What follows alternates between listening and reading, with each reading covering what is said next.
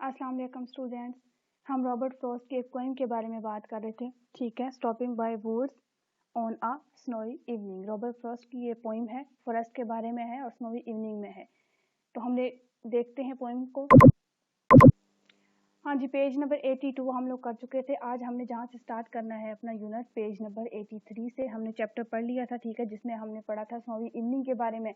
Robert Frost बताता है, ठीक है, कि किस तरह से जंगल में उसने वहाँ पे स्टॉप किया, लेकिन उसे नेचर जो है वो बहुत अच्छी लगी, वहाँ का नज़ारा बहुत अच्छा महसूस किया। लेकिन क्या कहा कि मुझे अपनी मंजिल तक आगे जाना है, मुझे अपनी मंजिल तक पहुँचने के लिए रुकना नहीं है, आगे चलना है। तो इसलिए वो क्या करता है, उस नेचर को, उस खूबसूरती को वहाँ से छोड़ के उसको जाना पड़ता है। ठीक है, तो इसमें आज जो हमने करना है वो है कम्प्रीहेंशन, और कम्प्रीहेंशन में हमारे पास क्वेश्चन और आंसर सेशन है। तो देख लेते हैं। क्वेश्चन नंबर 1 है हमारे पास, who is the speaker in the poem. ठीक है, the poet Robert Frost is the speaker in the poem. ठीक है, हमें पता है, हमने पोइम को पढ़ा है कि रॉबर्ट फ्रॉस्ट ही बात कर रहा है पोइम में। whom does the speaker refer to in the stanzas of the poem? ठीक है, the first stanza of the poem, the speaker refers to the owner of the woods who is not present there at that time। ठीक है, वो क्या कहता है कि यहाँ पे इस जंगल का जो है वो ऑनर मौजूद नहीं है, जो कि मुझे नहीं देख सकता। ये हमने पोइम में पढ़ा था। थर्ड क्वेश्चन है, why does the speaker stop on the darkest evening of the year. The poet is a traveler. It is night and he cannot go ahead. He is fascinated by the natural beauty of woods। ठीक है, वो एक traveller है, लेकिन रात बहुत हो गई है तो वो आगे नहीं जा सकता, इसलिए उसने वहाँ डार्केस्ट यानी जो है वो घने जंगल में स्टॉप किया था। नेक्स्ट है, why does the horse impatiently await the next move of his master. Answer है, because they have to travel a long distance to reach their destination. उन्होंने अपनी डेस्टिनेशन पे पहुंचने के लिए अभी बहुत ट्रेवल करना था, इसलिए उन्होंने आगे जाना था। नेक्स्ट है हमारे पास, the speaker in the poem is captivated by the beauty of the nature. Why does not he stop for long enjoy the beauty of nature. ठीक है, उसको ब्यूटी बहुत पसंद आई, लेकिन वो क्यों नहीं रुका। Because he has to do many things to fulfil his promises. ठीक है, क्योंकि उसने अपनी मंजिल तक पहुंचने के लिए या अपने कामों को पूरा करने के लिए अभी और बहुत सारी चीजों को देखना था, या बहुत सारे काम मजीद करने थे उसे अपनी मंजिल तक पहुंचने के लिए। ठीक है, तो ये हमारे पास क्वेश्चन आंसर थे। नेक्स्ट है हमारे पास बी पार्ट, और बी पार्ट में है, some statements are directly supported by the poem, some are inferences based on evidences from the text, while some are not supported by any evidence. Put a tick in the right column. अब क्या बात हो रही है यहाँ पे कि कुछ बयानात या कुछ बातें जो होती हैं वो नज़म में बराह रास्त हमें सबूत दे रही होती हैं। कुछ ऐसी हैं जिनकी बुनियाद टेक्स्ट में मौजूद इशारों पर होती है, और कुछ ऐसे हैं जिनके लिए कोई इशारा, कोई गवाही मौजूद नहीं है। ठीक है, एक बात वो जो टेक्स्ट के अंदर मौजूद है, दूसरी बात वो जो टेक्स्ट में हमें कोई इशारा मिल गया है, और तीसरी बात वो, तीसरी स्टेटमेंट वो जिसका ना तो कोई इशारा मिला है ना ही कोई सबूत मिला है। ठीक है, तो डायरेक्ट और डायरेक्टली सपोर्टेड। ठीक है, देख लेते हैं कौन सी डायरेक्टली सपोर्टेड होंगी और कौन सी नहीं होंगी। तो हमने इस कॉलम में यही बताना है। ठीक है, स्टेटमेंट्स दी गई हैं। It is cool and dark winter. अब ये क्या है, डायरेक्टली सपोर्टेड है। क्यों? क्योंकि हमें बता दिया गया था।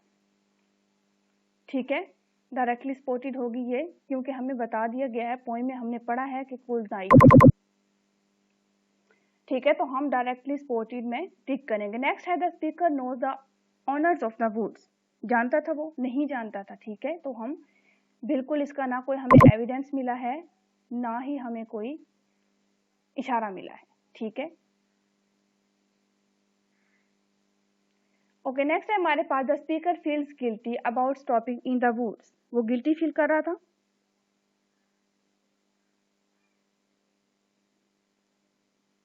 ठीक है, तो क्या है? नहीं, हमें नहीं पता चला, कहीं भी उसने ये नहीं कहा कि मैं गिल्टी फील कर रहा हूँ। ठीक है, तो नेक्स्ट है हमारे पास, the speaker thinks about his commitments and restarts his journey. फिर बिल्कुल ठीक है, उसने सोचा अपने वादों के बारे में, अपनी मंजिल के बारे में, तो उसने फिर से चलना शुरू कर दिया। तो ये हमारे पास डायरेक्टली सपोर्टेड है। ओके, नेक्स्ट है हमारे पास,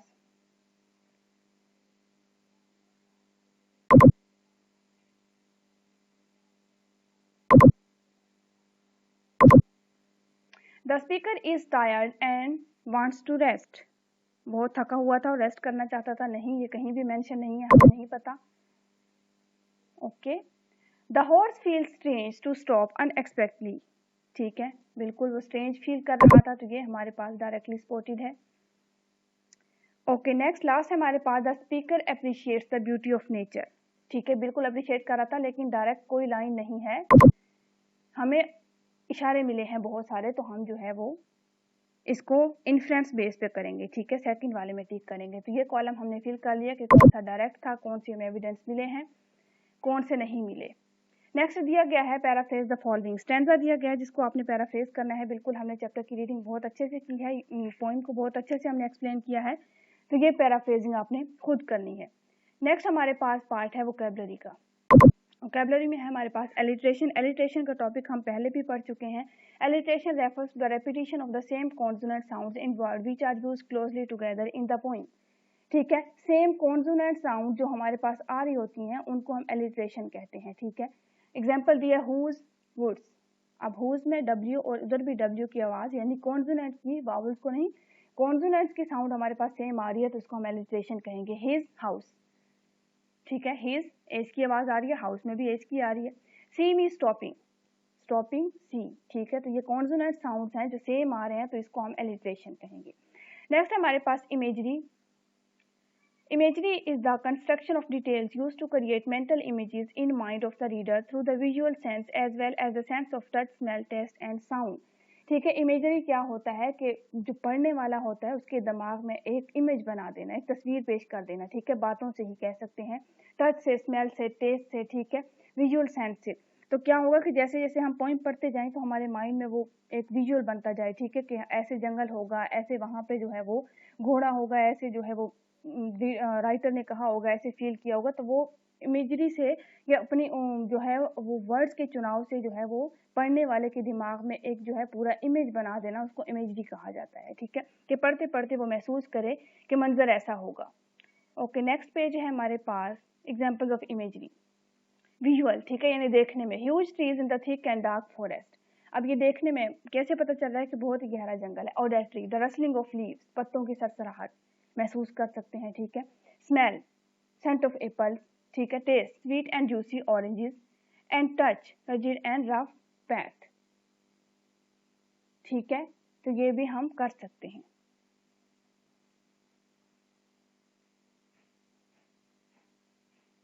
नेक्स्ट हमारे पास कॉलम दिया गया है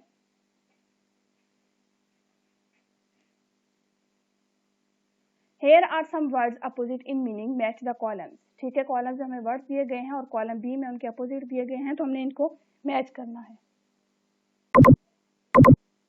ओके स्टूडेंट्स, हमने वर्ड्स को उनके अपोजिट के साथ मैच कर लिया। आप देख सकते हैं विलेज को हमने किया सिटी के साथ, stopping, moving, snow, water, frozen, melt, darkest, brightest, sound, silence, down, hard, deep होगा शैलो हमारे पास। ठीक है, तो अपोजिट्स हमें दिए गए थे, कॉलम को हमने मैच कर लिया है। देखते हैं नेक्स्ट क्या है हमारे पास। Circle the correct option. Correct option को हमने सर्कल करना है। ठीक है, the poem is suggestive of profound thoughts about, किस चीज के बारे में है। A scene of woods in winter, reality of life and death, a song of enjoyment. तो आंसर हमारे पास होगा reality of life and death.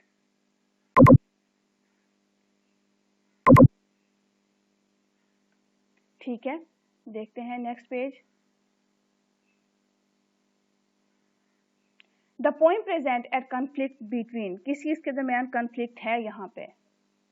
The poet and his friend, the obligations of life and desire to escape from them, the poet and forces of nature. तो हमारे पास इसका answer होगा B, the obligations of life and desire to escape from them. Next है after reading the poem we feels fed up of life, wish to sleep for a long time, get ready to face the challenges of life। तो answer हमारे पास होगा get ready to face the challenges of life।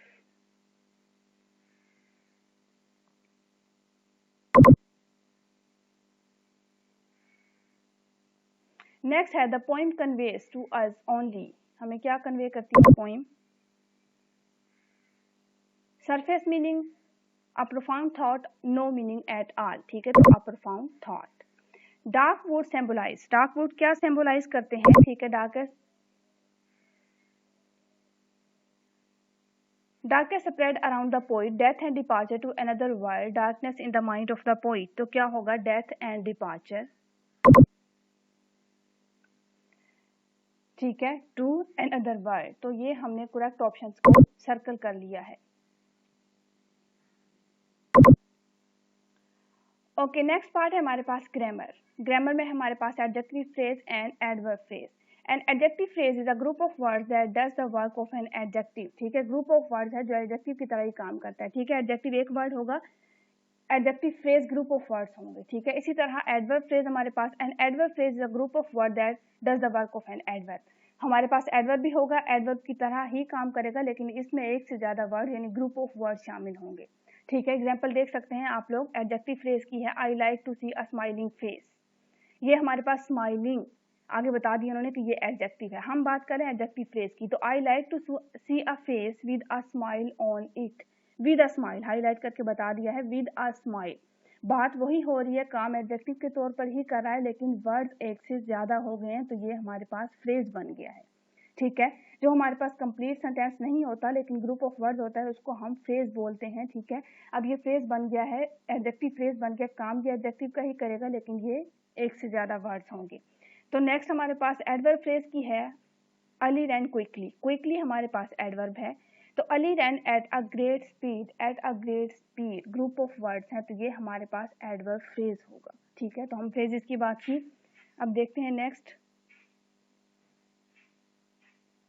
Replace each of the following underline adjective phrase by an adjective. Adjective phrase दिए गए हैं जिनको हमने adjective से रिप्लेस करना है। ठीक है, जैसे मेड ऑफ सिल्क है, तो इसको हम सिल्की कर सकते हैं। ठीक है, he wore a silky turban. He is a man without a friend. ठीक है, तो कह सकते हैं he is a friendless man. Adjective phrase से हमने उसको एक वर्ड में चेंज करना है। ठीक है, he is a friendlessly man. Nobody likes a person with bad temper. ठीक है, nobody likes a bad tempered person. ठीक है, it is of no use, तो इट इज यूजलेस। ठीक है, उसके बाद है he is a man of sense, he is a sensible person. आप इसको कर सकते हैं। ठीक है, तो एडजेक्टिव फ्रेज को हमने एडजेक्टिव में चेंज करना है। नेक्स्ट है हमारे पास replace each of the following underline adverbs by an adverb phrase. यहाँ पे हमारे पास एडवर्ब दिया गया है जिसको एडवर्ब फ्रेज में चेंज करना है। ठीक है, द पिजन फ्लाइज स्विफ्टली, तो इसको हम पूरे फ्रेज में चेंज करेंगे। The pigeon flies with great speed, swiftly को हम चेंज कर देंगे विद ग्रेट स्पीड में। ओके, देखिए हमने जो है वो एडवर्ब को एडवर्ब फ्रेज में चेंज कर दिया। स्विफ्टली की जगह हम लिख सकते हैं with great speed. He build his house at that place. ठीक है, he tried his best, he spoke in a full Phule, did सारा have behave in a good way. ठीक है, तो ये हमारे पास एडवर्ब्स है, लेकिन हमने इनमें फ्रेज ऐड किए हैं। ठीक है, नेक्स्ट है make 3 sentences using adjective phrase and 3 sentences using adverb phrase. ठीक है, अब आपको फ्रेज की समझ आ गई है, तो आप 3 सेंटेंसेस बना सकते हैं एडजेक्टिव फ्रेज को यूज करते हुए, और 3 बना सकते हैं एडवर्ब फ्रेज को यूज करते हुए। ठीक है,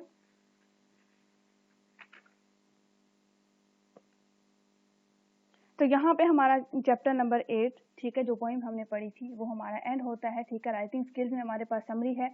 समरी की एक्टिविटी, समरी का पार्ट आप लोगों ने खुद करना है। रीडिंग हम कर चुके हैं अच्छे से। ठीक है, हमने एक्सप्लेनेशन भी की है। तो समरी आप लोग अपनी हेल्पिंग बुक से समहाउ हेल्प लेते हुए और चैप्टर की रीडिंग से, चैप्टर के टेक्स्ट से हेल्प लेते हुए आप इस पॉइंट को या इस चैप्टर को समराइज कर सकते हैं। ठीक है, तो समरी आप लोगों ने खुद करनी है। बाकी एक्सरसाइज हमारी हो गई है। अब हम इंशाल्लाह अपना नेक्स्ट चैप्टर 9 स्टार्ट करेंगे।